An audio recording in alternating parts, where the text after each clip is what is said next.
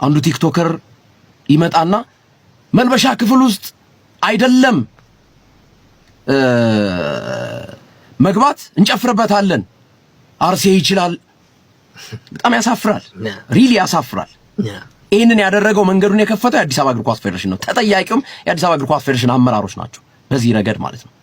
እንኳን አይደለም መልበሻ ክፍል ህግ እኮ ነው። ይሄ ህግ ነው እኮ።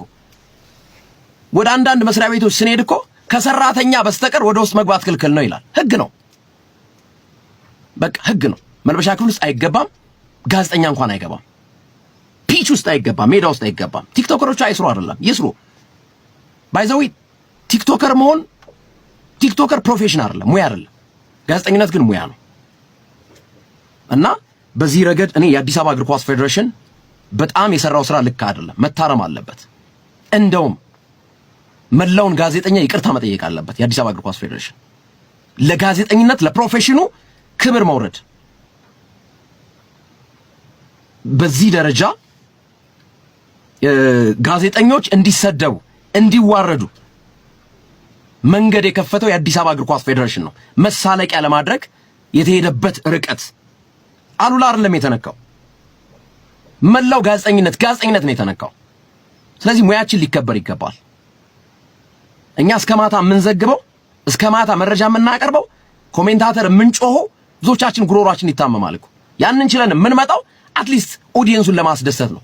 በቂ ክፍያ ተከፍሎና አይደለም እኮ። እና ከዛ አንፃር መታየት መገምገም አለበት።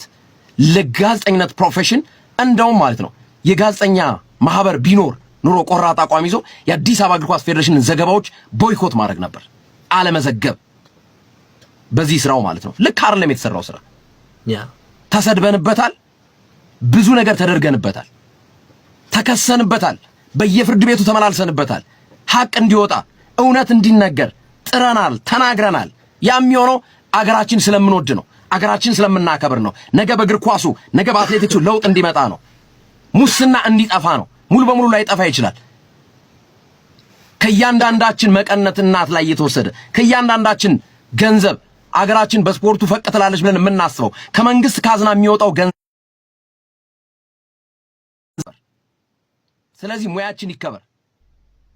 ሲሪየስሊ ማህበር ስለሆነ ነው እንጂ የአዲስ አበባ እግር ኳስ ፌዴሬሽንን ማንኛውም ስራዎች ቦይኮት ማድረግ ነበር።